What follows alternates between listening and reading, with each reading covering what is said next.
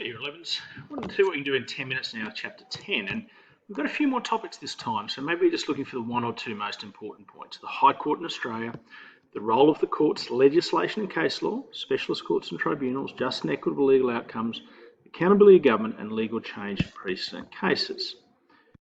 We can see we've got a bunch of cases here. Some of them might be a little bit familiar. Carlisle and Cabolic Spokeball Company, you might remember that from contract law. And Mabo versus Queensland, we certainly will. So let's keep an eye out for those. So the High Court of Australia, let's have a think of that as the first topic. The highest court in the legal system, and it's established under a section there in the Constitution. So we probably know this, but let's link it to the Constitution too, because we know we looked at that in detail the other. Okay. It's an appeals court. It talks a little bit about the history of the Privy Council there, which we're a bit, which is a little bit irrelevant, but we are familiar with that. So let's think that it is let's use this court because we know then we're familiar with the term there. A few other words that talks about, now we've got a few important cases just in general there.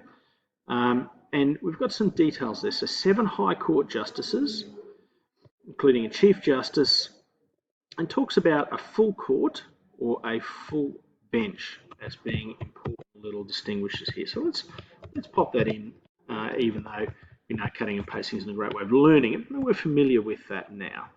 It's got a list of the justices there and the states they come from. So that gives us a little bit of background into the High Court. Okay, let's have a look at the role of the courts. Now, we remembered from the last chapter that it's all about interpreting legislation. So here we go. The role of Australian courts is to interpret and decide matters of law.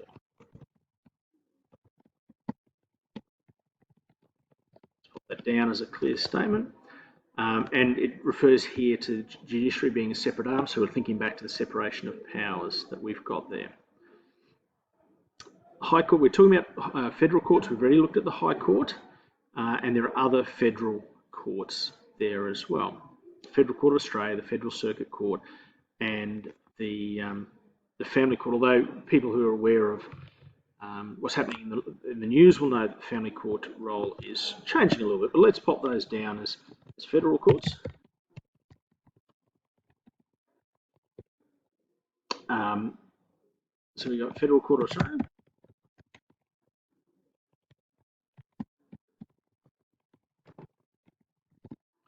Federal Court of Australia, we've got the Federal Circuit Court, and struggling with the spelling here, sorry about that, and the last one is the Family Court. I'm going to put a couple of question marks because we've heard that things may be changing with the Family Court from the media. I'll give a little description of each, okay? Range of different subject matters. So Federal Court is bankruptcy, corporations, industrial relations, native title, so we're linking back to Mabo there. Federal Circuit Court, Federal Magistrates Court, and court here is less complex disputes, family, insurance, bankruptcy, industrial relations, and we look at what the Family Court is here as well. A little bit of a case study into ownership of guns, but we'll keep moving because we don't have a lot of time. Comparing the role of Parliament and the courts, well, that's an interesting thing because it looks like separation of powers there. So Parliament changing and amending laws, courts being bound by the decision of High Courts. That reminds us of that word of precedent. We might even pop that in there just because that seems like it's an important kind of idea with courts. Legislation and case law. Right? So this is now about, in fact, this links on from this idea of precedent, is that there's this body of law called common law. So we might remember that, we might remind ourselves that this idea of common law, which is the judgment of the courts, and statute law. I might just write that in, which is law made by the Parliament. That was one of our fundamental principles at the start of the year. And it goes in a few different words here that we've got case law, the law arising from judicial decisions, precedents, those rules establishing previous legal cases that are binding on a court hearing a subsequent case and legislation made by Parliament. So I think this is probably pretty important. So I'm actually going to cut and paste these three just to try and save some time, but make sure we've got it in here. And this is the core, of course. Our topic here is legislation and case law. So we're actually looking at the difference between the two.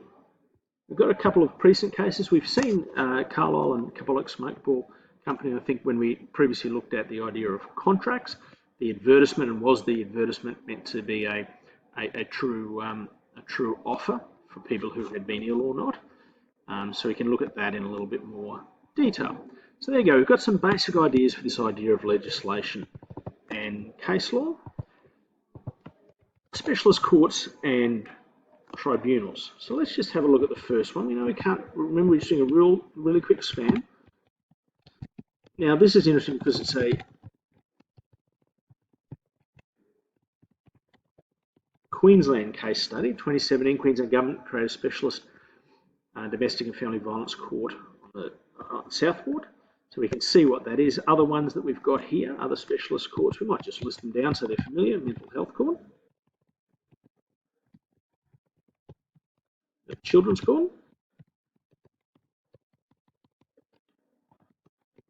I quite see why I spelled that wrong, but we'll keep going because we're running out of time. And it goes in a little bit more detail about the children's court here, as to what it is and some of the details of case study there.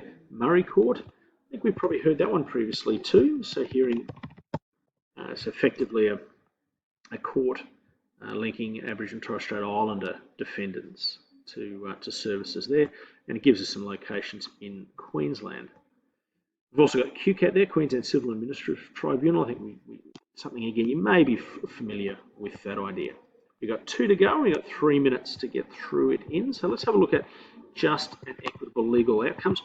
This is something we have heard a little bit about. Okay, so they've got an important definition here. Fair is about treating people equally. Sometimes I think when we have a word like fair, it's important to understand that it has a general definition as well as something a bit more specific in the legal idea here, which is going to be fairly important for us. Then we've got fair and reasonable outcomes, and it talks about that. How do we achieve those sort of things? So let's pop that term in so we're familiar with it. The court will take into account considerations of other circumstances or personal history. So take into consideration other circumstances or personal history to help bring a fair judgment. Equal before the law. Okay. So everyone should be treated equally, regardless of their position or socioeconomic status or cultural background. That seems like a very important point. And just legal outcomes is the last thing we've got here. Achieving justice includes fairness and equality and access to basic human rights. Okay, so that's looking at some of the issues around or the elements of just and legal outcomes. Accountability of government. Okay, so there's a few different things they talk about here. Queensland public can hold their government to account through accessing information and participating in government decision making, talking about the role of lobbying and petitions there. And then legal change in precedent cases actually looks in more depth at Mabo. Now the Mabo case has come up a few times right through chapter 9 and chapter 10. So we're talking about the fact here that legal change and law reform can occur through landmark or precedent case decisions. One of the most significant cases led to new legislation was Mabo v Queensland. So we might just make a point that the Mabo case is important in this. And having looked at it in Unit 1, some of us will be familiar with the idea that it was around Indigenous land rights. Eddie Mabo was an Indigenous man who had a relationship with the land. The court heard that case, and that case was used to challenge the idea of terra nullius. Okay, so let's have a look at the summary here. Since the Mabo versus Queensland case, the process of legal reform has continued with regard to land claims, so we're on the right track with that being part of the case, by Aboriginal and Torres Strait Islander peoples. Native Title Act in 1993 was passed. So that was the change. If we're talking about legal change, that was seemed to be a key legal change, and this idea of native title came into place. So that seems to be an important part of that. I might just cut and paste that in there. So that ends our little second 10 minutes.